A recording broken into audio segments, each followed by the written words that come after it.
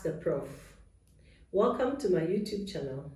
Don't forget to subscribe and click on the notification button to receive new videos when Ask the Prof makes new ones.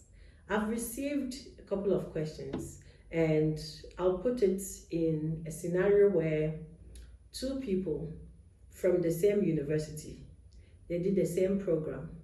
One got first class in a program, the other one got second class upper in the same program the two did.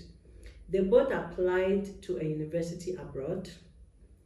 The second class upper gained admission, got scholarship from the university.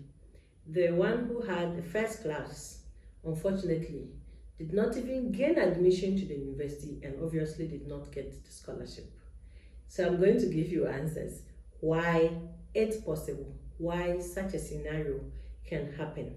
Keep your questions coming and the prof will provide the answers for you. And still don't forget to subscribe. You wanna know? Ask the Prof.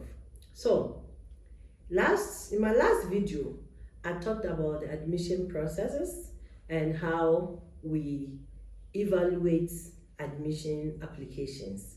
You can refer or you can go back to watch the video, should be the link. Click on the link or search through my videos, you'll be able to see. It's graduate admissions and you get more details in that.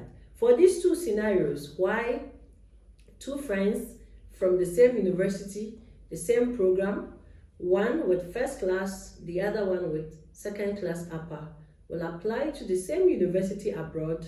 Second class upper got admission and scholarship. The first class did not get admission and did not get scholarship. Reason maybe one. In my last video, I explained that when we're doing the selection process in these applications, first and foremost, we look at your motivation or statement of purpose. The way you have approached it, we grade it very high. The second thing we look at is your reference letters, the references that you take from your lecturers or people who have known you in the course of your studies. The third thing, we now look at your program of study, if it's relevant to the program you have applied for, before we look at the class where someone got second class upper and the other one got first class. So when you are writing your motivation and your statement of purpose, or the two, either of them, we look at how you are approaching your write-up. We believe that you have all the resources you can, and so you can't do any less. You have to put up your best. So you have internet facilities, you have people, you have all the resources available to you. So every assessor expects you to write your best in your motivation or your statement of purpose.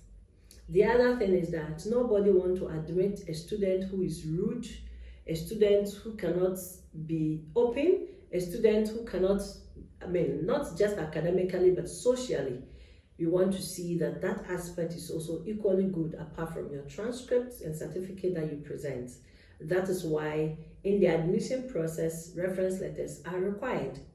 So whoever gives you the reference should be someone you have to talk to, close to, and be sure that that referee gives you the best about yourself, about your academic work, about your social life as well.